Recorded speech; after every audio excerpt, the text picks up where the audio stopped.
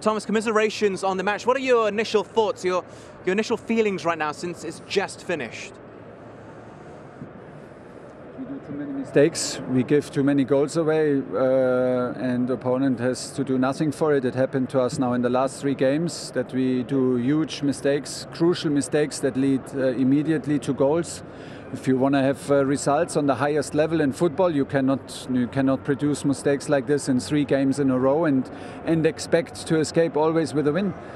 And that's why we need to refocus on the details and play without big mistakes in the own half in the middle of the pitch and take the risks where we can take the risk. And I don't think we played a bad game. I think we had an absolutely okay performance. The performance was enough to win this game. We could be more ruthless, more physical in the opponent's box, yes, but they defended also well. But if you are constantly in danger and then concede a free goal like the third, okay, then you have to accept it. Tony, you got a question first? Yeah, Thomas, I was going to say, in the second half, it looked like Chelsea were the team that was going to go on and win the game. But in terms of Romelu Lukaku, how fit is he? When does it look like he's going to be starting a match? And what did you make of his second half performance? Cannot start the match right now because it's not match ready. And what did you think of his second half performance?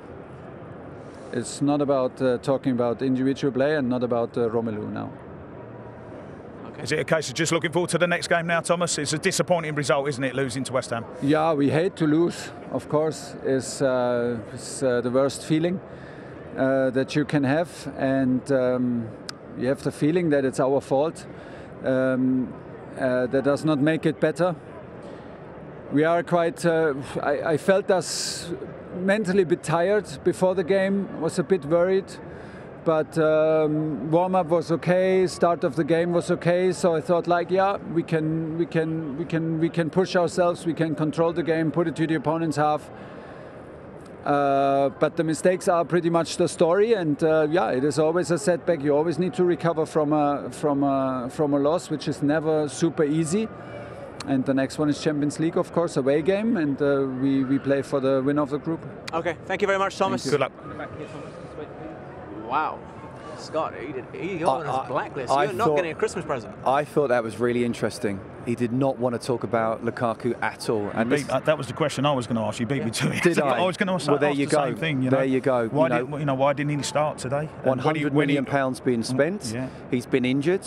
You expect him to start.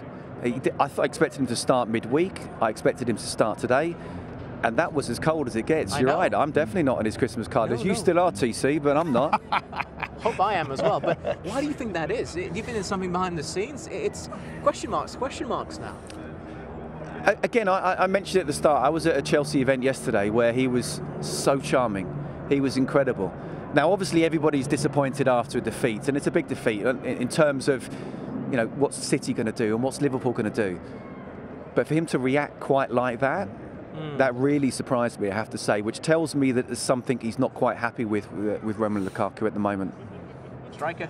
Yeah, listen, I mentioned it before the game. Maybe it's something in training. Maybe it's a slight attitude thing. You just don't know. We're not privy to being down the training ground, and you know, Thomas is at the training ground, Lukaku's at the training ground, and you see what's going on. He's been injured, and as I said, I think I get the impression he's the type of forward that he's not going to just bounce straight back. He needs to get fit, and you only get fit by playing games. We've been there before. We don't know exactly what's going on, but we've been in the dressing room. And again, for him to react like that, he could have easily just sort of said, well, you know, yeah, difficult for him to get in the game, difficult place to go, he's not quite 100% fit. But the fact that it was almost like just shutting off the question. I even gave him an opportunity second time round to then say, well, what did you think of his second half performance? And he could have done a typical manager's diplomatic speech. He didn't. He didn't want to talk about it at all. And that tells me that he's not quite happy with him for whatever reason. It's just strange when you think about it. I mean, how's Lukaku going to be feeling? Today, Kai Havertz started. Now, he's not an out-and-out striker like Lukaku is. I know he scored a winner in the Champions League final and all of that, but this is a side, last year, top scorer in the Premier League was Jorginho with 7 goals, pretty much all penalties as well. So how's Lukaku going to be feeling? I mean, this is West Ham. They are the second highest ranked in the table London club right now, above Arsenal, above Spurs, above Brentford and all of that. Only Chelsea is a London club above them, and he's not starting. Well, he'd be frustrated, you know, and his argument would be, and I've been there myself, I'm fit, I'm ready. And what I want to sit on the bench for? And it's hard. Even if you come on at half-time, the other players have played 45 minutes, they're at the pace of the game. If you've been out injured, it's hard to get going if you come on at half-time or if you come on as a sub in the game. You need to start the game. I don't know about you, Scott, I was really surprised they didn't pick him to play. He needs games. Any player that's been out injured, you have to be patient with them, because when they come back, you haven't got the match fitness and sharpness. Of course you haven't. You've been out for 6, 10 games, whatever it might be. But you need 6 games to get going, and that's what I say about Lukaku. He needs to get going. Absolutely. And it's almost like a sort of pre-season in a way, because what do you do in pre-season? You play 45 minutes, and you play the first 45 minutes. If you can do 60 minutes, then okay, great. But and TC's again right, to come on as a substitute is a very, very difficult thing to do. The easiest time as a substitute is half-time. But you'd normally start your player, ask him at half-time, can you give me another 15 minutes if you're not 100% fit? This is Romelu Lukaku we're talking about. You're talking about Jorginho as the top scorer last season. He was brought to the man who was brought in to give that extra 20 goal a season, plus everyone else chipping in, equals another Champions League or a Premier League title as well. And the fact that he's not even playing and not even starting, the fact that Thomas looked at me in the way he did, and he certainly didn't want to, answer. And again, I asked him twice. It's a bit of a clear.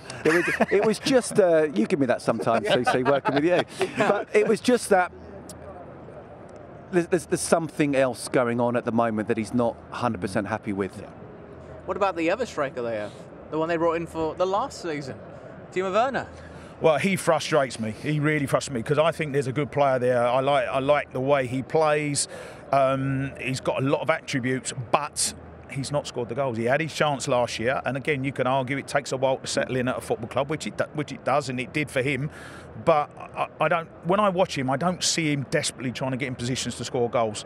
I see him pulling away from the goal as opposed to going towards the goal. You get your goals, or the tap-ins, the deflections off the goalkeeper in the 6-yard box. That's where you've got to be. That's where, when a fit Lukaku plays, that's where he gets a few of his goals, because he's in that 6-yard box.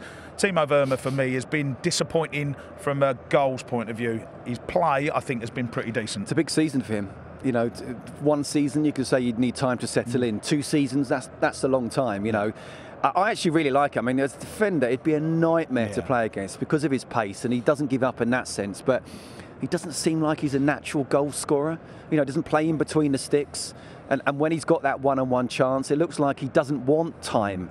Time, we talked about thinking earlier. Instinctive. He doesn't want to think. He wants to just absolutely go on instinct. So, yeah, it's a big season for him, but he's not starting. Lukaku's not starting. He was on the bench today as well. So Tuchel said, OK, I'm going to go with Kai Havertz here today. Yeah. I mean, we talked about Lukaku being frustrated. What about Werner? And Pulisic come on as well instead of him, didn't he? So, yeah, I mean, he'll be frustrated as well.